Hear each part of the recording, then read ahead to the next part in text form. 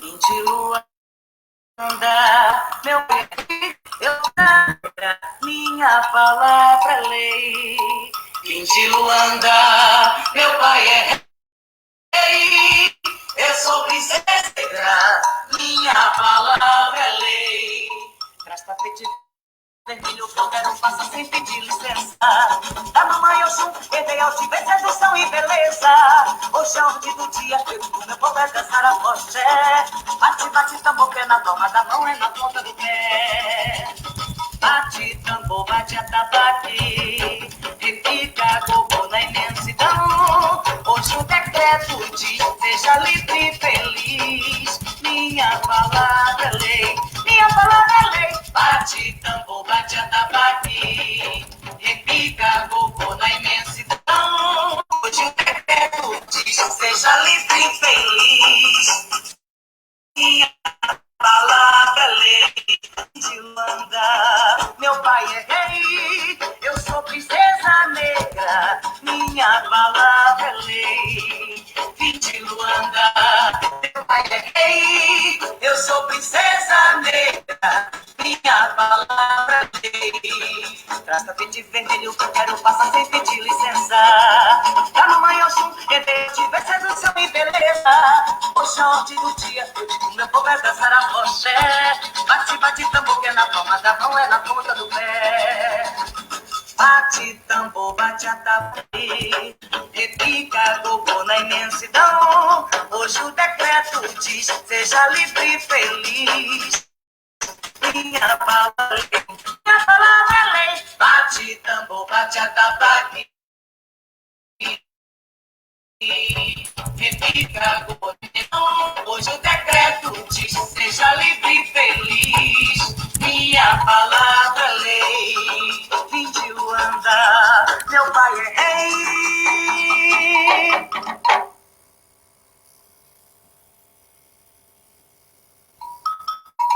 Vim de Luanda, meu pai é rei. Eu sou princesa negra, minha palavra é lei. Vim de Luanda, meu pai é rei. Eu sou princesa negra, minha palavra é lei. Traz tapete vermelho que eu quero passar sem pedir licença. Da mamãe Oxum, herdei altivez, sedução e beleza. Hoje é ordem do dia, eu digo meu povo é dançar a foché. Bate, bate, tambor, que é na palma da mão, é na ponta do pé. Bate, tambor, bate, atabaque. Repica, gogô na imensidão. Hoje o decreto diz, seja livre e feliz. Minha palavra é lei, minha palavra é lei. Bate, bate, atabaque. Repica, gogô na imensidão. Hoje o decreto diz, seja livre e feliz. Minha palavra é lei. Vim de Luanda, meu pai é rei. Eu sou princesa negra, minha palavra é lei. Vim de Luanda, meu pai é rei. Eu sou princesa negra, minha palavra é lei. De vermelho, quero passar sem pedir licença. Da mamãe Oxum, herdei altivez, sedução e beleza. Hoje é ordem do dia, eu digo meu povo é dançar a foché. Bate, bate, tambor, que é na palma da mão, é na ponta do pé. Bate, tambor, bate, atabaque. Repica, gogô na imensidão. Hoje o decreto diz, seja livre e feliz. Minha palavra é lei, minha palavra é lei. Bate, tambor, bate, atabaque. Repica, gogô na imensidão. Hoje o decreto diz, seja livre e feliz. Minha palavra é lei. Vim de Luanda, meu pai é rei.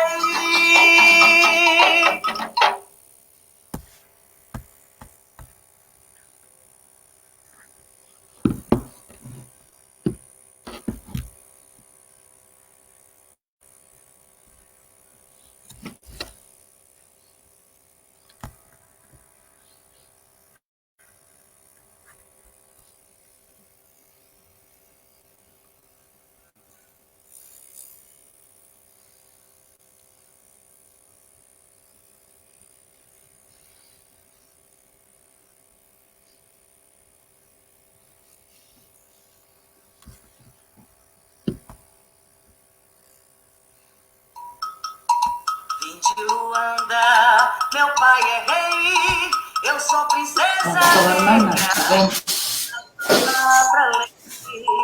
De Luanda, Boa tarde, boa tarde. Ana Paula, me escutando? Camila, me escuta? Sim. Sim.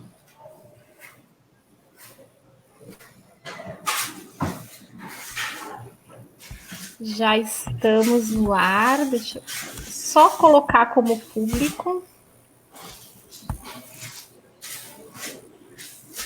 Pronto. Boa tarde, quem está chegando agora.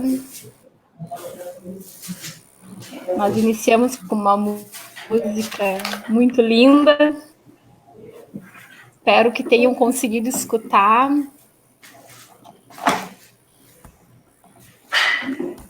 Boa tarde, Annelise. Boa tarde, Ana. Boa tarde, Isabel, Angélica.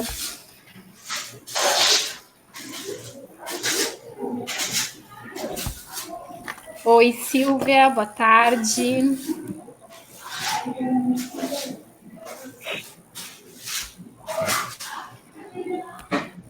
O som está chegando bem para vocês? Sim. Para quem está nos escutando. Camila está ok. Ana, está chegando bem aí? Sim, sim. Bem. Para quem está nos escutando. A Sheila Martins entrou agora, diz que está animada. Nós também, com essa música linda, cheia de energia. Né?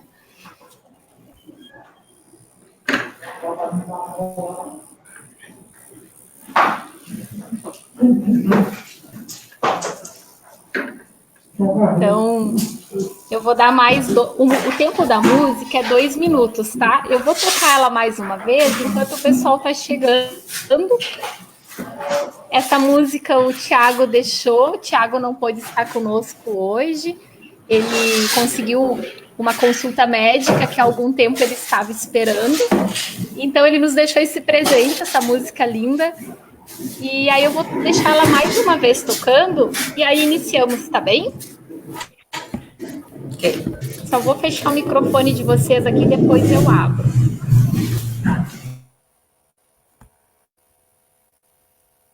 Rei, eu sou princesa negra.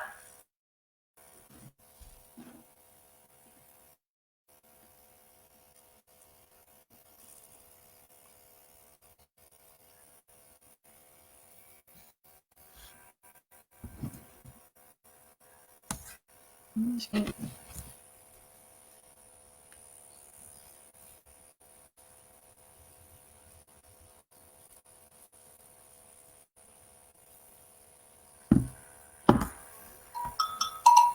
de Luanda, meu pai é rei. Eu sou princesa negra pra lei. Em Luanda, meu pai é rei. Eu sou princesa negra, minha palavra é lei. Traz tapete vermelho que eu quero passar sem pedir licença. Da mamãe Oxum, levei altivez, sedução e beleza. Oxão que do dia preto, meu poder dançar a foché. Bate, bate, tambor que é na palma da mão, é na ponta do pé. Bate tambor, bate atabaque, repica coco na imensidão. Hoje o decreto diz, seja livre e feliz. Minha palavra é lei, minha palavra é lei.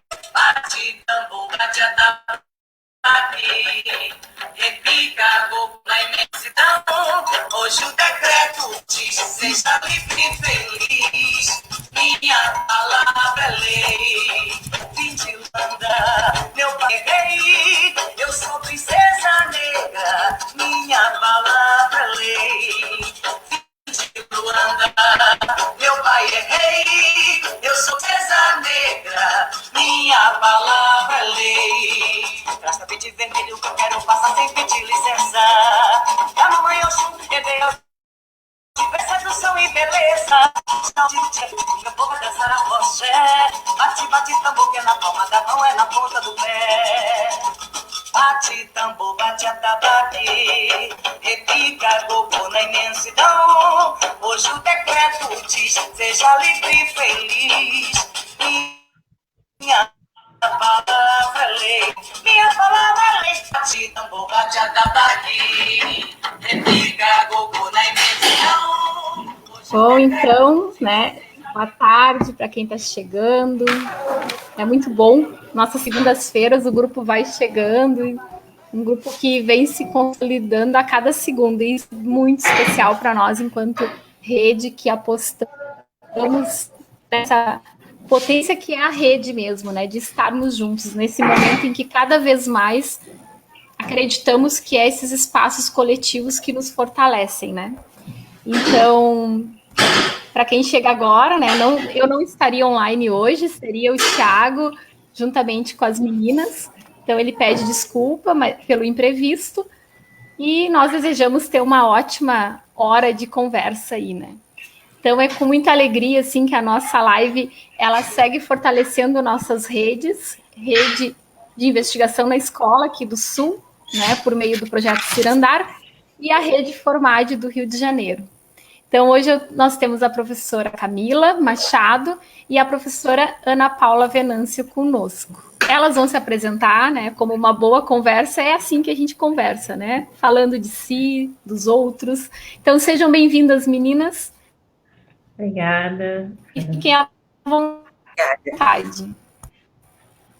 Então, vou começar então, Ana Paula.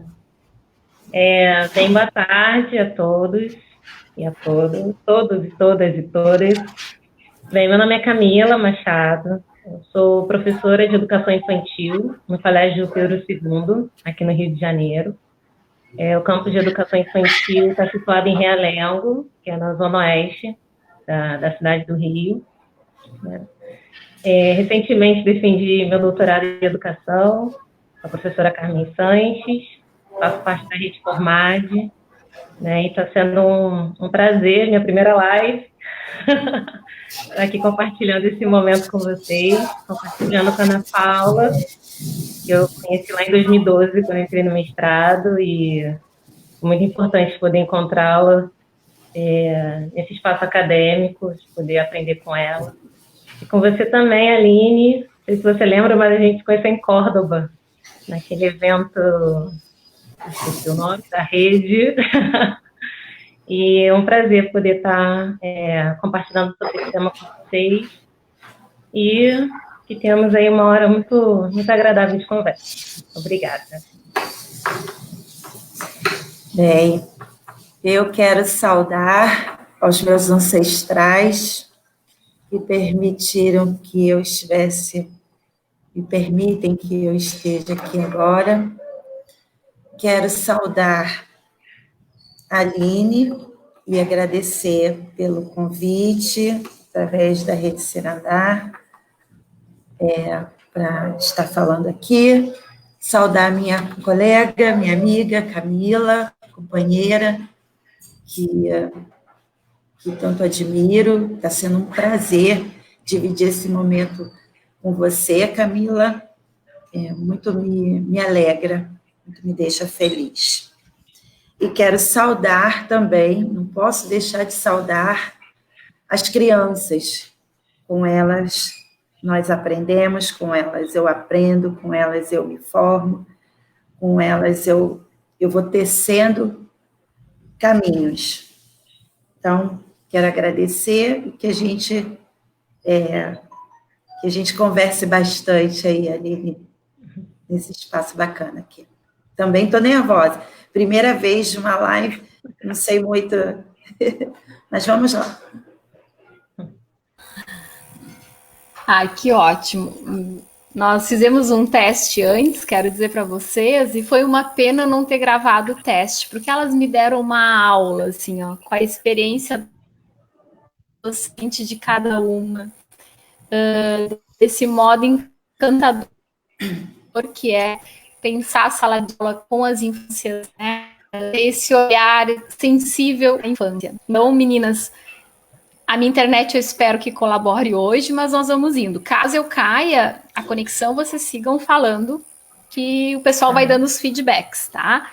Então, a música já nos provocou, né, a uma tarde para pensar a sala de aula, a pensar a partir da experiência das meninas, né? Então, o meu convite é justamente isso, elas vão conversar da escola, né? Conversar de temas que muitas vezes nos passam ainda despercebidos, que é uma questão, um convite para a tarde de hoje, conversarmos sobre uma alfabetização antirracista, né? Então, as meninas com certeza vão ter experiências de sala de aula, da realidade do Rio de Janeiro, né? E que vão nos ajudar a fomentar reflexões hoje à tarde. Esse é o nosso convite, né? Então, deixo vocês à vontade, tá? Para que possamos, junto com quem estamos num grupo bom aqui, somos 24 pessoas conosco, para poder fomentar a conversa, tá bem?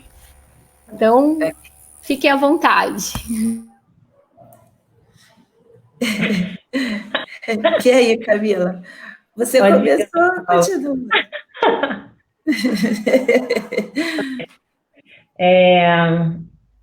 Bem, acho que eu já falei, né, um pouco, né, de onde eu trabalho, de onde eu estou atuando nesse momento, né, com educação infantil. E esse tema, né, de pensar a educação das relações étnico-raciais, educação antirracista, começou a aparecer para mim muito forte a partir das próprias crianças e também das famílias, assim. Vou tentar não me alongar muito, né, porque a gente tem um tempo e também para não me estender. E aí eu queria trazer algumas falas, né, que fazem parte dessa minha preocupação e afirmação da educação antirracista como algo que vai fazendo parte da minha prática, né, das minhas reflexões no campo da educação. Quando eu entrei no Colégio Pedro II, lá em 2013, assim, aí em 2014 teve um evento, uma mãe de outra turma, uma mãe negra, de uma criança negra, me procurou e disse que estava muito feliz de me ver naquele lugar. Em outro momento, em outro ano, outra criança de outra turma, né, me encontra e me diz que o que mais gostou na escola foi o meu cabelo. Em outro momento, uma outra família, né, preocupada com a valorização da estética negra, né, preocupada com essas questões, me procura porque percebe que a criança, né, a filha dele, estava começando a questionar a estética do cabelo. Né? Essa criança também não era da minha turma. Então, esses são alguns pontos assim que, de alguma maneira, foram me chamando a atenção num contexto de realidade de escola, onde, essa escola em especial, onde poucas crianças negras estão habitando esse lugar e poucas professoras negras também. Né? Então, por mais que, por ser uma pessoa negra, né, já ter essa declaração afirmada desde criança, né, de alguma maneira, essa preocupação com uma prática que pudesse ser realmente antirracista e pudesse afirmar, né, uma prática afirmativa da nossa estética, da nossa cultura, né, daquilo que atravessa a formação cultural brasileira, aquilo que pouco tem entrado nas escolas ainda, né, então vai começando a ficar mais forte para mim a partir das crianças, né, da maneira como elas vão se encontrando comigo nesse espaço da escola. E aí, de alguma maneira, eu começo a me questionar, né, que é necessário fazer algo, né, a escola em si tem que fazer algo, né, mas ainda partimos de práticas, às vezes, muito individuais, muito de poucas pessoas, né, mas eu acho que é isso que a gente quer tratar um pouco aqui dessa questão e dessa necessidade, dessa urgência, né, que a gente não pode se eximir, né, de potencializar e de promover práticas antirracistas e que afirmem positivamente o corpo negro e as suas histórias e culturas, né, nos diferentes âmbitos escolares, nas diferentes idades, né, de maneira que as crianças negras, né, possam se reconhecer, possam se afirmar positivamente também, e que as crianças não negras aprendam a amar, aprendam a estar em contato e interação, né, sem uma reprodução de racismo. Eu acho que a escola é o espaço mais propício, porque os outros espaços, às vezes, não são as famílias que vão tratar desse assunto, não vai ser tanto assim a mídia, não vai ser as igrejas, não vão ser os outros espaços, e a escola, de alguma maneira, tem sido esse espaço potente, né, de poder trazer esse tema com a importância que ele merece, né? Então, trouxe um pouquinho aí dessas relações e como isso tem me habitado como prática a partir da literatura, é o meu próprio corpo, é a maneira como a gente vai se colocando na escola com as crianças, é o cabelo que vira brinquedo, né, onde na mão das crianças passa a ser uma descoberta, é também numa contação de histórias, onde as crianças querem ser um herói, quer ser igual ao zumbi, né? Então, que essas narrativas afirmativas habitem a escola de maneira que outras histórias façam parte, né? As crianças terem outros repertórios para narrar, né? Para contar de si, para inventar histórias, para produzir experiências. Então, é um pouquinho a partir desse contexto de práticas e reflexões, né, que vem me habitando. Então, posso, Aline? Posso, Aline? Então, eu vou começar puxando aí o fio que Camila deixou. Eu sou contadora de histórias, eu trabalho com literatura infanto-juvenil negra, e vou, né, contar algumas histórias, como Camila narrou aqui, sobre sala de aula. Eu sou professora alfabetizadora e trabalho numa perspectiva marcadamente antirracista. Isso é o que suleia, né, trazendo um pouco Boaventura, é o que suleia a minha prática, né, uma alfabetização antirracista, em que as crianças aprendam a ler e escrever se inscrevendo, se dizendo, se colocando, se vendo como sujeitos, né, da história, de suas histórias, de seus corpos, dentro da escola. Atrás de mim tem um pano que é gigantesco, ele é bem grande, é uma produção feita em sala de aula com as crianças. Esse pano, ele é de 2016 e ele me foi dado de presente, porque foi uma turma com a qual eu trabalhei, uma turma de alfabetização, e depois de um longo período de greve, e eu não falei a escola que eu trabalho, desculpa, eu trabalho no Instituto Superior de Educação, uma escola pública, aqui, que faz parte da rede FAETEC, que é uma rede do Estado, uma rede de escolas do Estado, e essa instituição que eu trabalho, o Instituto Superior de Educação, ISERJ, é uma escola que vai desde a educação infantil até o curso de pedagogia. Eu trabalho até a graduação, né, de pedagogia. Eu trabalho nos anos iniciais com alfabetização. E, no momento, eu estou doutoranda da Universidade Federal Fluminense, da UF, trabalhando, pesquisando, né, sobre relações étnico-raciais e na alfabetização. Como que as crianças escrevem e se inscrevem num contexto intraescolar de racismo. Bem, como eu estava falando, esse pano, ele começa a ser produzido em 2016, com uma turma que eu peguei na alfabetização, depois de um longo período de greve. Nós estávamos numa greve muito grande, e eu entro em sala de aula depois do segundo semestre. E a minha pergunta para as crianças foi o que elas pensavam da escola, o que elas pensavam sobre a escola, aquela escola em que elas estavam ali e tal. E muitas conversas, né? Tem uma prática que é um princípio pedagógico que eu tenho, assim, muita, que eu acredito, assumo, pratico todos os dias, que é a roda de conversas. E as nossas rodas de conversa, não é à toa que isso é uma mandala, tem uma circularidade, tem toda uma energia e tal, que é colocada nas nossas, que é produzida, que é emanada nas nossas rodas de conversa.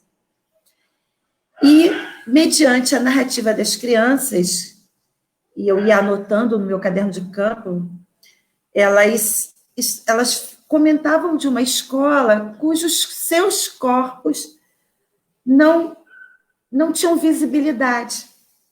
De alguma maneira, nas falas das crianças, seus corpos não tinham visibilidade, sobretudo os corpos negros, das crianças negras. E viam muitas reclamações em torno disso. E foi, né, ouvindo com muito cuidado as narrativas, as falas, os exemplos, como é que certas situações das brincadeiras com outros professores, entre eles, como, por exemplo, a criança narrava que não podia brincar com tais coleguinhas porque ninguém aceitava. Como é esse ninguém aceitar? Ou um outro relato era, eu fui chamada disso, e falava alguma coisa, né, muito agressiva, violenta, sobre seu corpo, sobre sua aparência, e não pude falar nada. Foi xingada. O cabelo, como Camila falou, muitas vezes. Então, essas falas, elas iam se entremeando nas nossas rodas e eu ia anotando. Um certo dia, eu perguntei para as crianças o que elas sabiam sobre racismo. O que elas sabiam? E as respostas foram as mais impressionantes. Respostas que traziam dor e sofrimento, sobretudo respostas que indicavam uma superação, mas o que me tocava assim, muito era que aquelas vozes não tinham ressonâncias. Era como se aquele momento da roda elas pudessem falar, e estavam tendo ressonância, estavam sendo ouvidas, suas vozes sendo ouvidas, e ouvidas de uma maneira que era acolhida. E isso me chamava muita atenção, porque falar de racismo, relatar uma situação de racismo, é muito difícil, é muito doloroso. Tem que ser um ambiente que a pessoa, aquele sujeito, aquela criança, ela se sinta muito confiante, ela se sinta acolhida, ela se sinta vista, ouvida, porque aquela fala, naquelas falas, naquelas escutas, se busca, se tem um grito de socorro, que muitas vezes, na maioria das vezes, não é ouvido. E nossos corpos se tornam transeuntes invisíveis dentro da escola. Transeuntes. Somos vistos em alguns momentos. Eu cheguei a dar um exemplo antes, que eu fui chamada para uma situação de 20 de novembro, eu sou uma professora, que dentro da escola, entre meus pares, meus colegas e com as crianças, eu trabalho relações étnico-raciais praticamente o ano inteiro, praticamente não, o tempo todo. Então, no 20 de novembro, eu fui convidada a apresentar um trabalho. Por que no 20 de novembro? Eu não sou o 20 de novembro. Eu não sou o próprio 20 de novembro. Eu sou Ana Paula, professora, trabalho com isso. Não trabalho com relações étnico-raciais só no 20 de novembro, mas eu fui convidada, junto com a turma, a apresentar. Nos recusamos. Porque, para além do 20 de novembro, existe toda uma discussão que ainda se faz pouco dentro da escola. Então, esse pano, ele representa um pouco dessa experiência vivida com as crianças nas suas escritas e nas suas inscritas, né, sobre isso. Falei bastante. Olha, Aline, cuidado comigo. Que ótimo. Não, mas é muito bom porque vocês trazem a experiência de sala de aula e nos fazem pensar, né? Temáticas que eu diria que realmente ainda, né, precisam ser e muito trabalhadas, né? Eu quero trazer aqui uma pergunta que a Maria do Carmo coloca para que possamos pensar.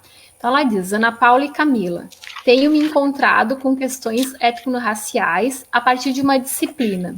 Na verdade, uma interdisciplina. É na formação de professores, tá? Na formação inicial, tá bem? Então, minha inquietação é como trabalhar as questões étnico-raciais, sendo branca, filha de uma família imigrante e conservadora, né, de classe média, criada no interior do Rio Grande do Sul. Como deixar de ter essa cegueira branca? Então, a Maria do Carmo nos traz, né, essa experiência na formação inicial de professores, que eu já até havia dito, né, o quanto ainda estamos caminhando com essas questões, né, na formação inicial. E traz também, né, ela, né, a sua experiência, né, as suas dificuldades também, né, em falar sobre o tema. E aí queremos colocar aqui para que vocês possam nos fazer pensar. Posso, Camila? Pode. Comece, você continua. Meu nome... Oi? Oi, tá ouvindo? Sim, sim. Uhum. Como é o nome dela? Maria do Carmo. Minha parceira aqui do Cirandar. Maria do Carmo. Maria do Carmo. Penso que você usou um termo cegueira branca. Eu ainda não tinha ouvido essa expressão, né? Penso que o primeiro passo primeiro que relações étnico-raciais é para que todo mundo aprenda, para todo mundo, né? Não é só para um grupo, não é só para quem é negro, né? Para todo mundo. Nós precisamos aprender sobre isso. Uma questão que, às vezes, que me preocupa é quando a gente não torna os nossos incômodos um modo de busca. Quando você fala cegueira branca e como lidar com isso, penso eu que já há um incômodo. O problema é quando isso não é incômodo. Nas nossas turmas, nós também temos alunos brancos. Quando a gente começa a discutir relações étnico-raciais numa perspectiva onde todos vão se apropriar daquele conhecimento, onde a gente vai discutir, por exemplo, as crianças brancas, elas vão se colocando num lugar que é desse de conhecer e, ao mesmo tempo, de se ver, né, como criança branca, que não passa pelas questões de racismo que as crianças negras passam, e isso vai gerando um incômodo de conhecer, né, e de não repetir comportamentos e práticas racistas. Então, assim, há uma questão que é o racismo. Nós estamos implicados num país onde racista é o outro, não somos nós, né? Racista é sempre o outro. Quando há um incômodo, né, sobretudo de quem não é negro, quando há um incômodo, isso, para mim, significa que você já está incomodado e querendo uma busca de mudança. Mesmo que você não saiba, talvez, lidar com esse assunto, mas é na busca, é na conversa com o outro, lendo, procurando estudar, que vai se ampliando, vai gerando outros incômodos, nisso que a gente chama de branquitude, porque é um lugar posto, de fato, são questões que não te atingem de certo modo, né, do mesmo modo que me atinge. e que atinge, né, crianças negras, mas há de se fazer uma crítica a essa branquitude, há de se fazer uma crítica, né, existe há um autor chamado Kabengele Munanga, que ele, entre outros, não só ele, mas é o que me veio agora, é isso, há de se fazer uma crítica da branquitude, você, do lugar que está, fazer uma crítica a isso, e essa crítica é passar pelo incômodo mesmo, dessa busca, você já verbalizou uma cegueira, né? Mas o que é isso? O que é isso para você? Que lugar é esse que você ocupa que não te deixa ver ou que te dá tanto, que te acomoda num lugar que é esse que você não quer estar mais? Camila. Eu gostei muito de como a Ana Paula foi respondendo e foi pensando em algumas coisas só como complementação da pergunta da Maria do Carmo, né? Porque quando a gente fala de questões étnico-raciais, né, parece que a marca da negritude é que fala mais forte, né? De uma maneira que vai se apagando que a branquitude também é um lugar racial, né? A branquitude, a questão racial no Brasil é realmente essa interação, né, das raças, né, no contexto social, político, cultural do nosso país. Mas só complementando como maneira de estudo também, assim, a partir do que a Ana Paula comentou, né, tem uma autora chamada Maria Aparecida Bento, né, que ela vai tratar do pacto narcísico da branquitude, de maneira que ela vai questionando também, e que a gente pode trazer cada um para o seu espaço, né, a partir da sua formação, do seu lugar, né, na escola, né, do seu próprio lugar de fala, porque lugar de fala também as pessoas brancas têm lugar de fala, né, de que maneira está contribuindo com esse pacto, né, que ficou naturalizado. Então, a gente vai estudar na nossa formação, né, filósofos, estudiosos, teóricos, que em geral são brancos, geralmente são homens, né, e os estudos com mulheres negras e homens negros vão ficar numa disciplina específica, né, e às vezes perdido lá em algum período, né, da nossa formação, né. E como que a gente também, no nosso lugar como professora, sendo ou na educação infantil, ou não sei qual etapa da educação da Maria do Carmo, mas também de outras etapas, né? O que a gente está potencializando, né, de acesso a conhecimento a esse público com o qual a gente trabalha, né? O que a gente também está oportunizando, e esse oportunizar também tem a ver com se nutrir dessas experiências, se nutrir desses outros teóricos, né, que acabaram sendo colocados em um lugar de não saber, né? Então, acho que tem uma coisa de você estar reconhecendo essa cegueira, mas se nutrir de conhecimentos nos quais você percebe essa necessidade, a partir desse incômodo, né? E como que isso também vai te transformando, né, na sua relação consigo mesma, né? E no seu campo de trabalho, de estudo, de formação, né? Então, eu acho que tem a ver um pouquinho com esse contexto, assim, complementando um pouquinho a fala da Ana Paula. A professora Ida Letícia, ela também nos faz pensar, e aí, a partir do que a Ida coloca aqui, que ela traz também que os próprios livros didáticos não discutem essas questões, assim como a maioria dos materiais que a escola recebe. Então, a Ida nos provoca também a pensar como que essa escola, né, se mostra essas questões, né, as questões antirracistas, né, como que a escola promove, né, o que nós podemos chamar de práticas afirmativas, né, não somente numa data específica, como a Ana Paula coloca, né, mas a partir da experiência de vocês, né, nas escolas que vocês habitam, né, de que forma essas escolas também vão se transformando na medida em que as incomodações, né, vêm chegando. Então, a Maria do Carmo traz a experiência num curso que nós duas trabalhamos na formação inicial de professores de ciências. É um curso na modalidade à distância, em que tem esse cuidado dentro do seu PCC, que todos eles deveriam ter, né, todos os cursos de licenciatura, porém alguns ainda com muitas dificuldades, que é o curso de Química, que eu também atuo, em que eu diria, ainda não conseguimos potencializar, como no curso de Ciências, em que há um espaço, né? Em que que realmente de forma interdisciplinar, os professores promovem essa discussão, né, antirracista. Então, o tema vem se mostrando, então eu queria saber para vocês como hoje, né, nesse tempo com a escola, do que a Ida coloca, como é que vocês percebem essa questão, né? Como vem se mostrando?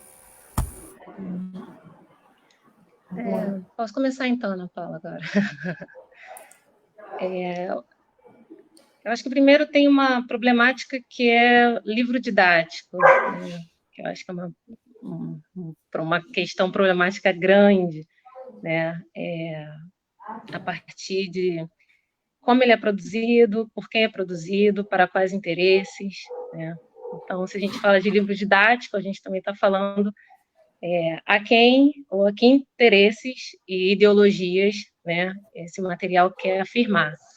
E, de alguma maneira, não é bem surpresa, né, para a gente que as temáticas raciais elas não ocupam esse espaço, né? Então, estão muito restritas a algum ponto, algum capítulo, dependendo da disciplina, e às vezes não vai aparecer de maneira nenhuma.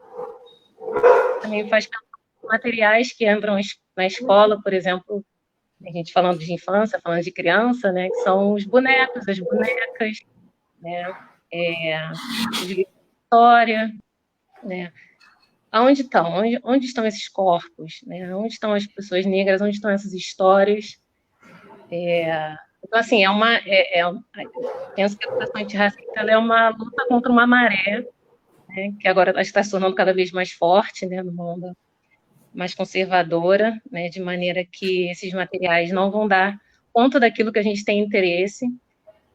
E o que me faz pensar é que não dá para esperar dos livros didáticos, né, não dá para esperar que eles vão nos dizer o que fazer, como fazer, se o livro não apresenta, de alguma maneira, a responsabilidade nossa, né, como professores, com compromisso pela educação, compromisso da escola. O material didático ele é um recurso, é um suporte, né, de maneira que ser lido criticamente, porque não vão fomentar o interesse e a ideologia, né, que embasa aquela produção, né. Da mesma maneira, os brinquedos que chegam na escola, né, então, às vezes, você eu trabalho no colégio federal, e aí, quando faz solicitação de brinquedo, você não pode discriminar muito o que esse brinquedo porque é licitação, vai ser comprado e vai chegar o que é possível comprar. Então, a gente recebe bonecas brancas, louras, né? E até quando a gente pede doação das famílias de brinquedos, né, em geral, assim, o brinquedo que não está usando, né, se puder doar para a escola, para a gente acervo de brinquedo. Né? Os brinquedos também chegam, são de bonecos e bonecas que são brancas. Né? Então, penso que os materiais são recursos importantes, né? Além do que a gente pode ter um certo controle, né, não dá para ficar só neles. Né? Então, a gente tem que usar de outros recursos que vão, talvez, além desses materiais prontos. Né? Pensando o que a gente é capaz de produzir individualmente, coletivamente, né? Essa potência criativa que a gente tem, né? O que a gente pode fazer a partir daí? A gente tem uma potência da oralidade da nossa formação cultural afro-brasileira, né? Que é o narrar, contar histórias, trazer outros personagens, poder fomentar que outros recursos e procedimentos pedagógicos e didáticos possam habitar a escola. Independente disso, eu acho que, de alguma maneira, não vejo assim, muita perspectiva de que vai dar conta dessa demanda tão grande e urgente que a gente tem. Obrigada, Camila. Ana, queres fazer um comentário? Depois tem uma outra pergunta interessante aqui. Bem rápido, complementando um pouco, né? É preciso reconhecer que a escola faz parte, né, de uma estrutura que nós chamamos de racismo estrutural. Camila falou no início. Né? Então, a questão do material, ela está ligada a isso, né? O que chega para a escola, o que vai. Né? Hoje nós temos uma lei que uma luta que a militância durante anos fez para que o ensino da cultura afro-brasileira e africana ela fizesse parte do currículo da escola, mas é preciso fazer algumas perguntas antes, porque a escola faz parte de uma estrutura e de uma estrutura que é racista. Portanto, a partir da lei, muitas mudanças já aconteceram, mas ainda estamos muito aquém, né, de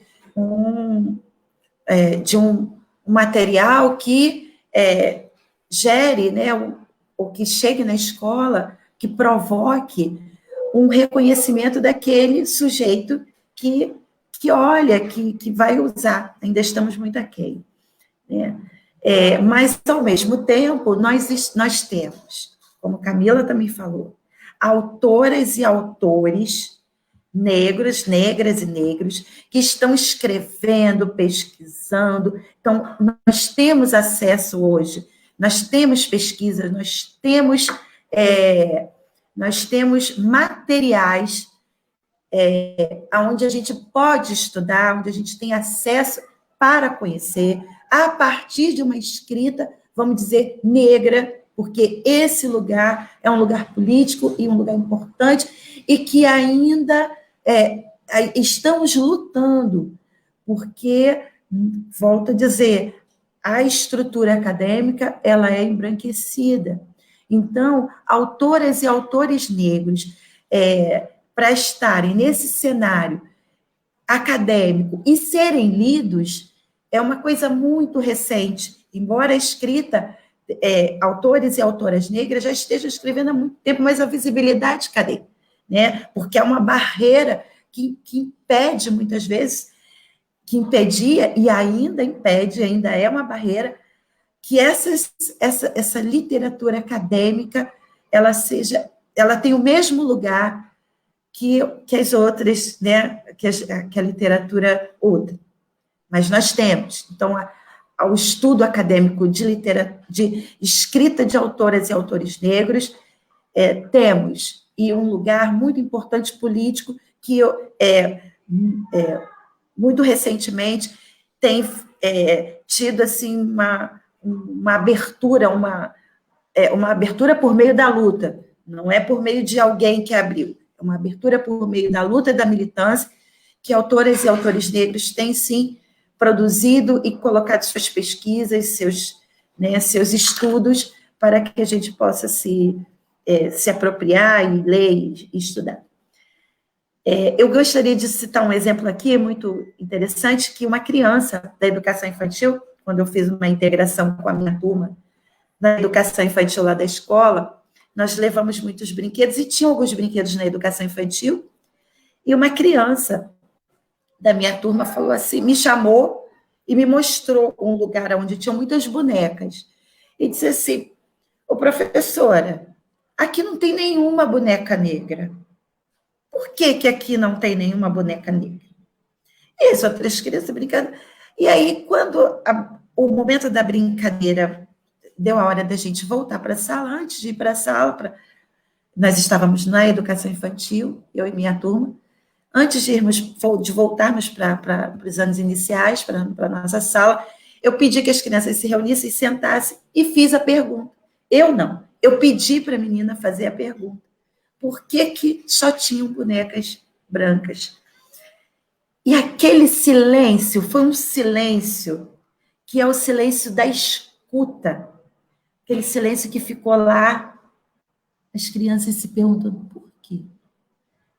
Esse porquê, ele depois ganhou outros desdobramentos. E só para finalizar, também quero dizer que a nossa literatura afro-brasileira, a literatura, eu tenho assim, um grande carinho, porque eu sou contadora de histórias, eu adoro. A nossa literatura, está muito bem, obrigada.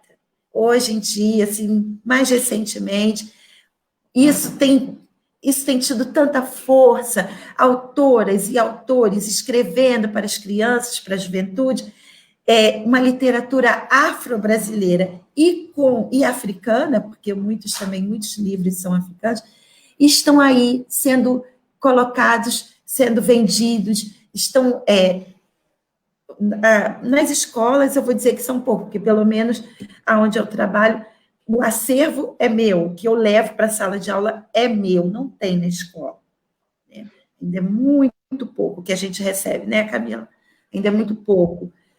A gente vai criando o próprio acervo, e essa é uma coisa que eu faço mesmo, e é essa literatura que eu vou levando para a sala de aula. Mas hoje eu posso dizer que temos, sim, uma literatura afro-brasileira bastante forte, promissora, e que tem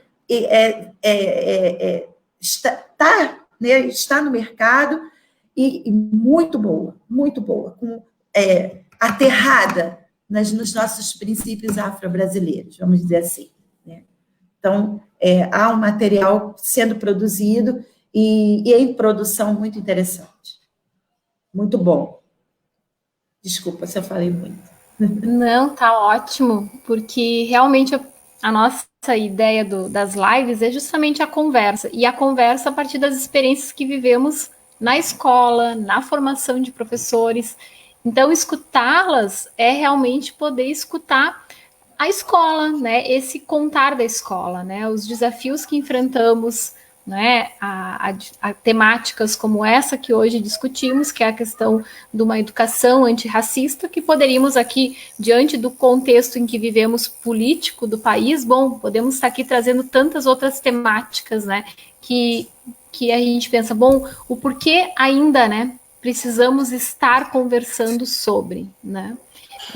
O quanto ainda precisamos, né? E ainda mais no momento atual que vivemos, né? E eu quero ler aqui o comentário, quero agradecer o Bruno Nogueira, ele está colocando vários referenciais aqui, depois as meninas também podem trazer, depois que encerrar a live, se quiserem deixar aí nos comentários da live alguns referenciais que vocês utilizam em sala de aula. Isso vai ajudar muito aos colegas, né, que estão assistindo.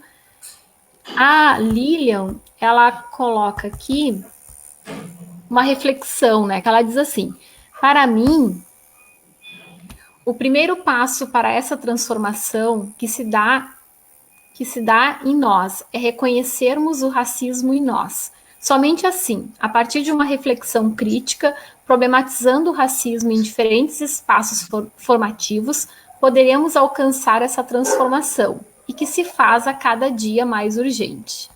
Então, a Lilian nos traz essa reflexão e junto eu quero colocar aqui uma pergunta, deixa eu encontrar.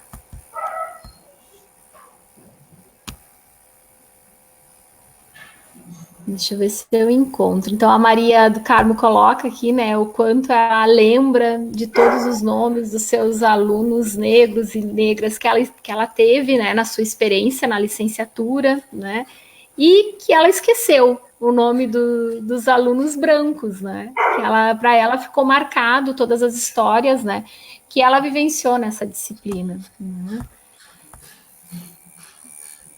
E a professora Ana Laura colocou uma pergunta que eu acredito que a Ana já de alguma forma foi trazendo a resposta, né? Que é a ideia do racismo estrutural. É, na verdade, o próprio racismo ou eu estou errada? Né? Então, as meninas aqui fomentam questões, né? Para que possamos pensar, né? A partir dos seus diferentes lugares, né?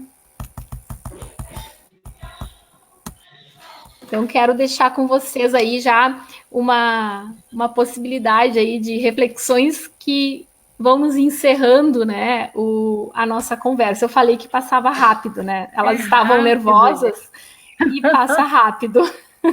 Mas temos tempo, Eu só tá? gostaria de falar um pouquinho para a Ana Laura sobre essa questão que é muito importante.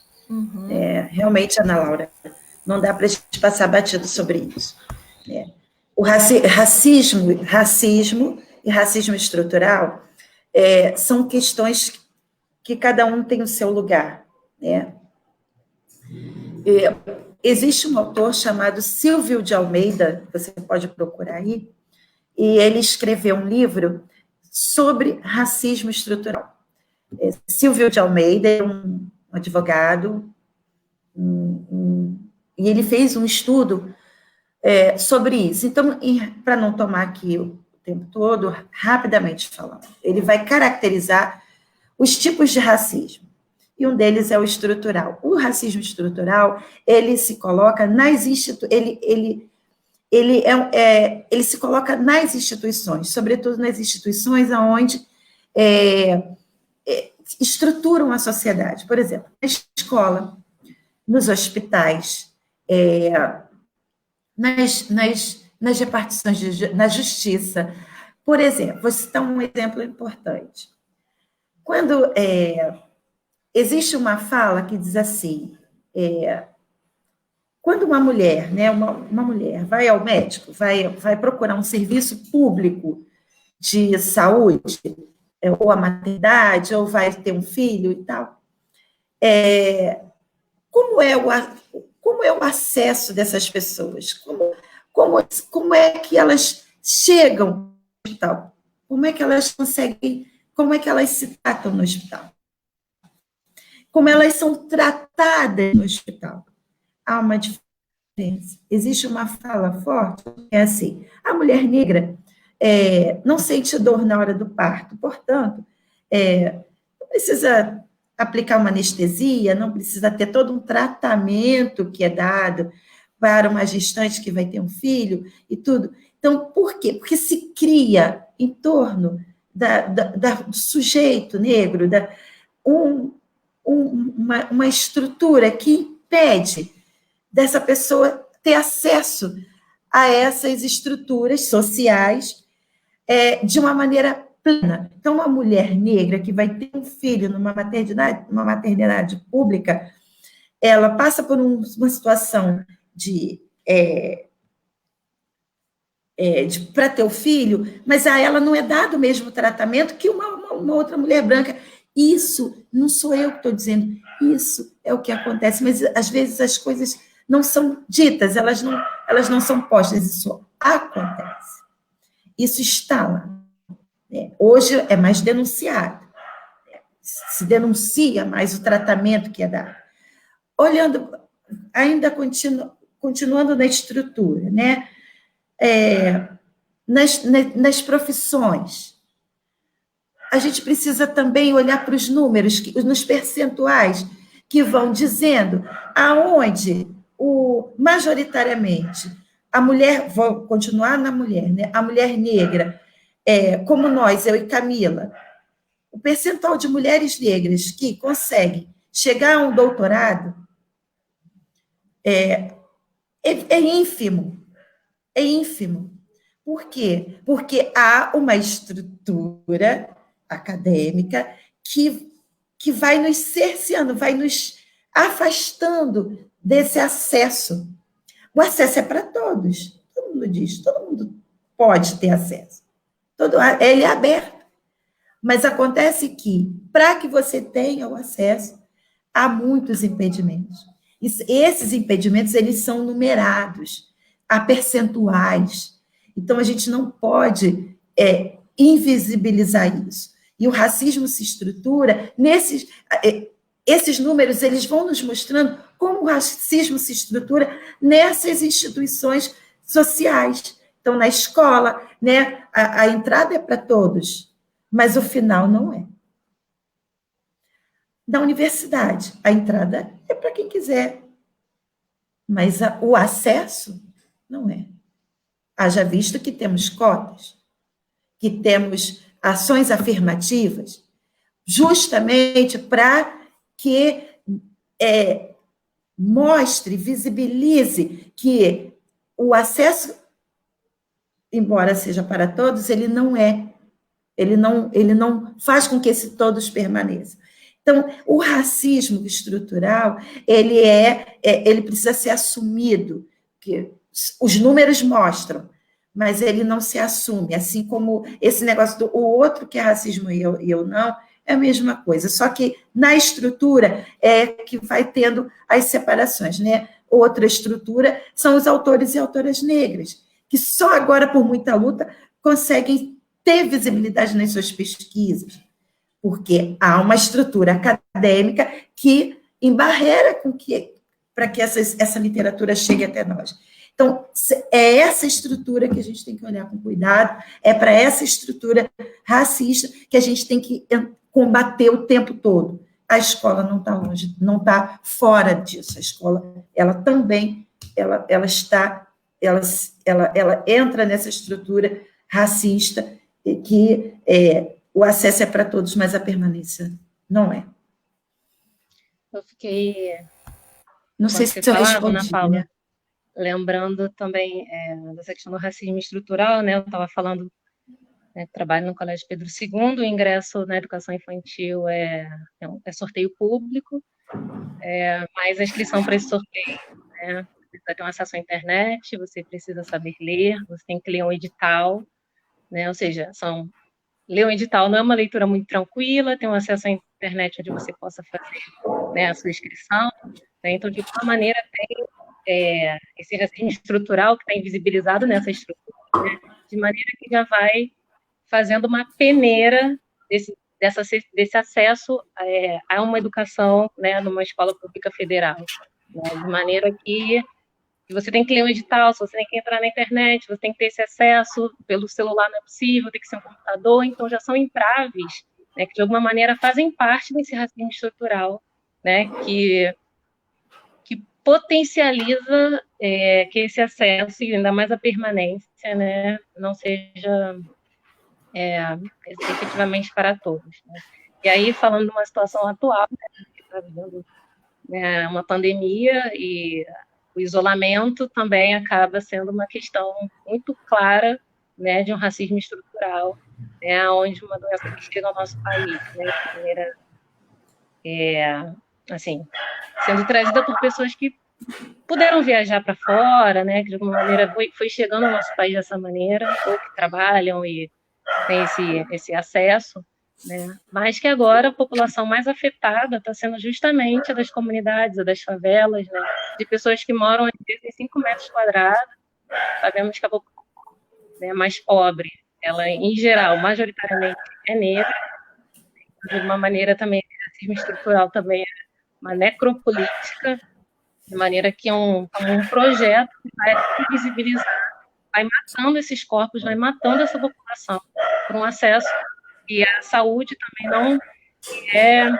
Sem contar, né, Camila, que as comorbidades dessa doença são justamente comorbidades que atingem diretamente o corpo negro, né? Hipertensão, diabetes.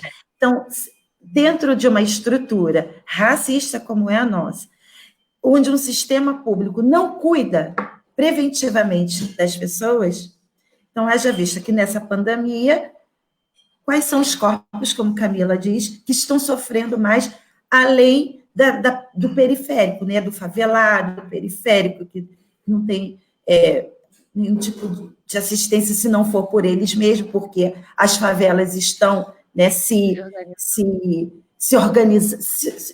são organizadas, e as pessoas elas se olham por dentro, né?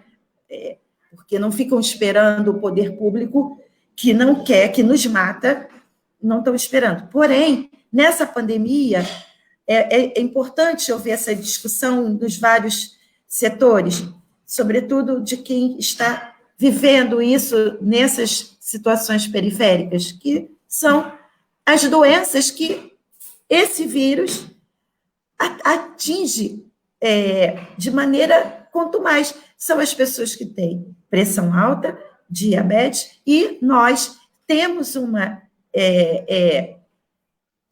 geneticamente uma questão de saúde que nós herdamos de nossos pais. A hipertensão é o que atinge mais a população negra.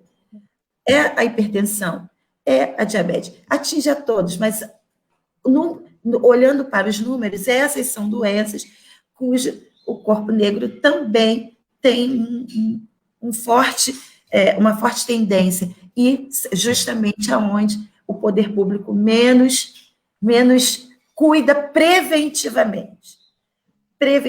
Então, agora a mortandade é muito maior, além das outras questões.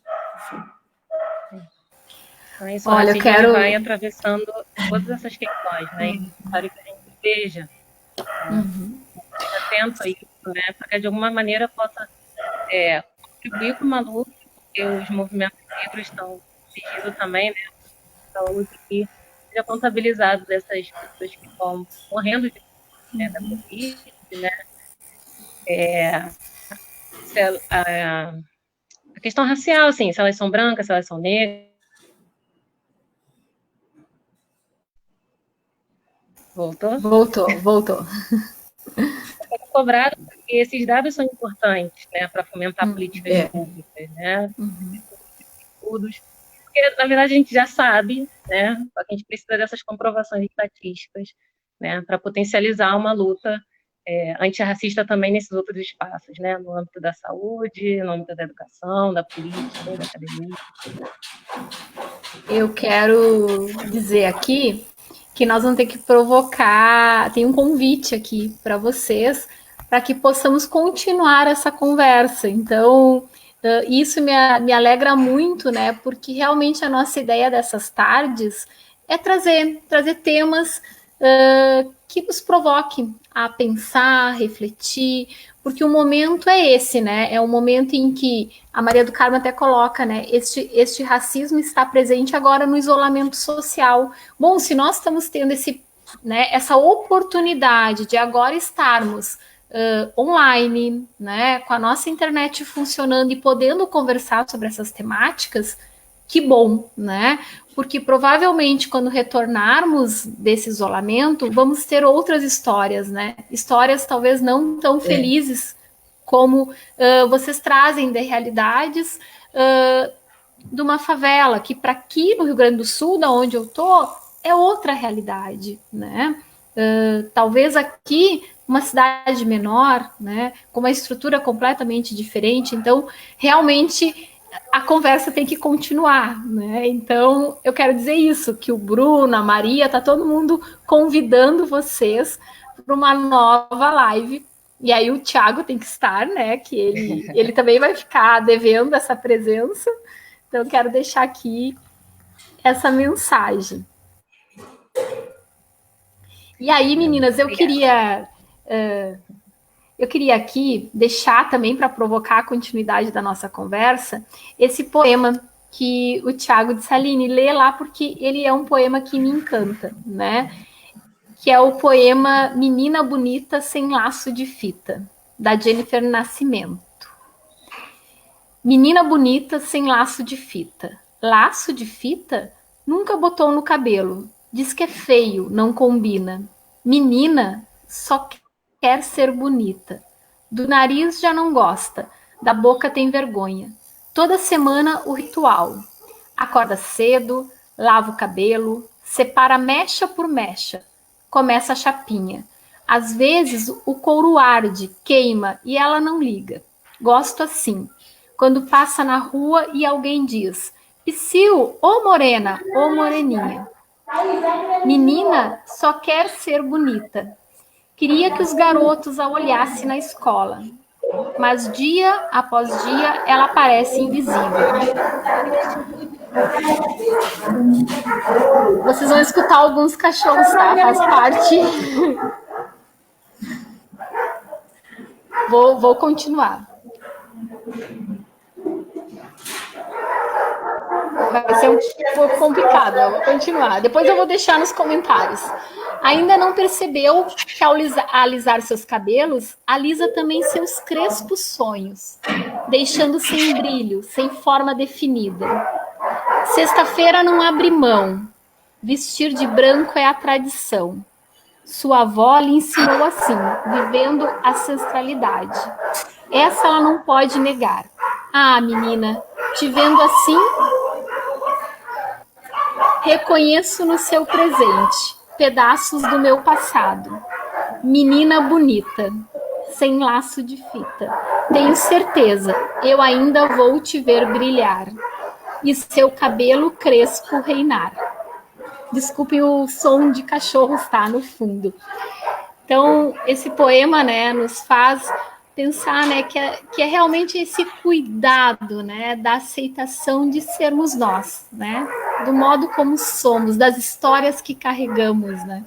Então, é um lindo poema, eu vou disponibilizar aqui para vocês nos comentários, e é um poema que é meu gesto também de agradecimento de estar com vocês, de poder escutar, aprender com vocês. Muito obrigada. Obrigada a todos que a gente não está vendo.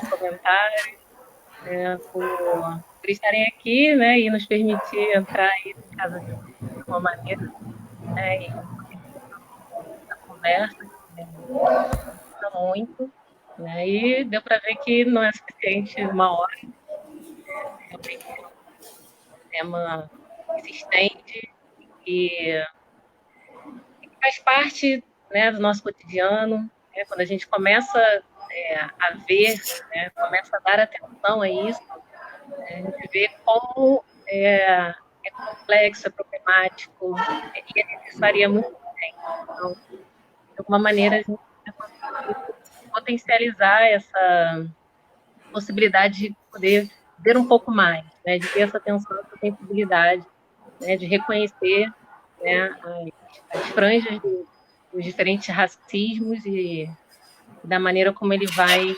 sutilmente habitando, tomando força, né, que nossa postura é de pouco a pouco, né, porque isso depende de muita força, né, não só individual, mas ir rompendo, né, e provocando incômodo, né, nos espaços onde transitamos. Bem, muito obrigada.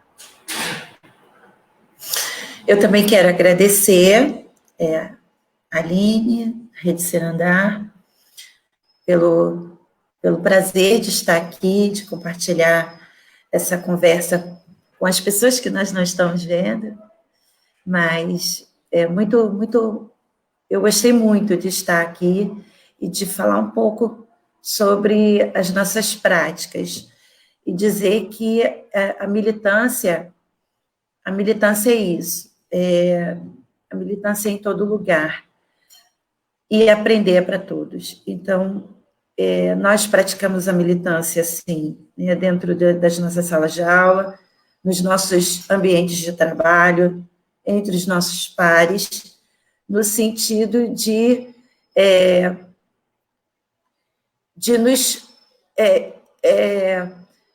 nos compartilharmos, mas de nos olharmos, não pelo olhar da falta, porque é isso que o racismo provoca. Uma das suas facetas, complexas facetas, é fazer com que a gente olhe para o outro com um olhar de subalternizá-lo, né? De inferiorizar, de tirar, de incapacitar.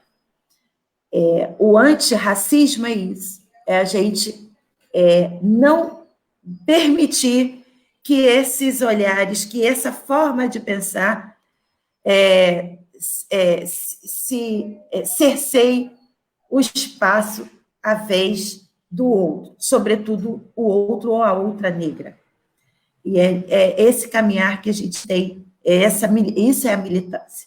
Eu posso não saber muita coisa como não sei, e não sei mesmo, mas se eu busco conversar com alguém, eu já estou praticando uma ação que é uma ação de movimento, de sair desse lugar do eu ainda não sei para uma busca, seja eu uma professora negra, seja eu uma professora branca.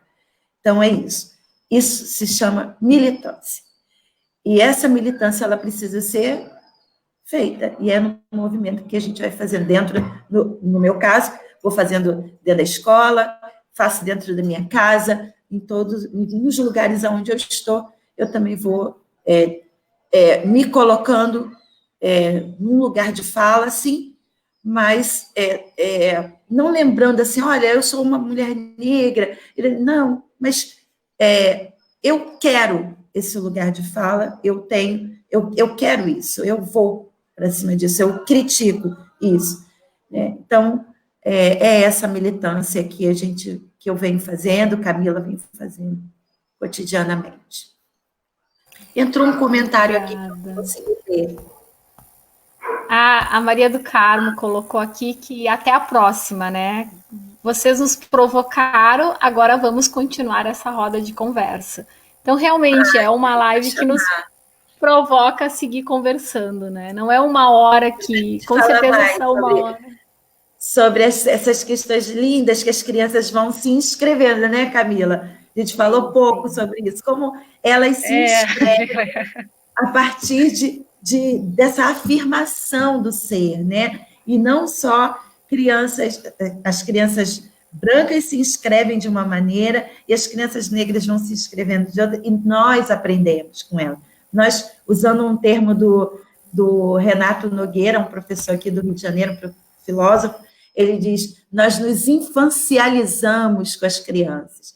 E infancializar é um termo muito caro, muito bonito, e a gente precisa falar mais dele. Se me chamar, eu volto. Oba, que bom, muito bom. Não, olha, foi realmente um prazer reencontrar a Camila Córdoba. Camila, foi aonde nasceu o Cirandar. O projeto Cirandar, ele deu início, né? Lá em Córdoba. E desde lá, então, Maria do Carmo e eu estamos, né, nesse projeto que nos encanta, que nos envolve, né, e que nos faz cada vez mais, né, acreditar que é na conversa e que é nos espaços de rede, de coletivo, que vamos nos fortalecendo, né, e trazendo cada vez mais essas práticas que são afirmativas mesmo e que precisam ser conversadas. Então, muito obrigada. E vai ficar o convite, então, para uma próxima, né? Então, foi um prazer. Tchau para quem está nos assistindo. Muito obrigada. Até a próxima segunda. Obrigada. Um grande abraço, tá, meninas? Tchau.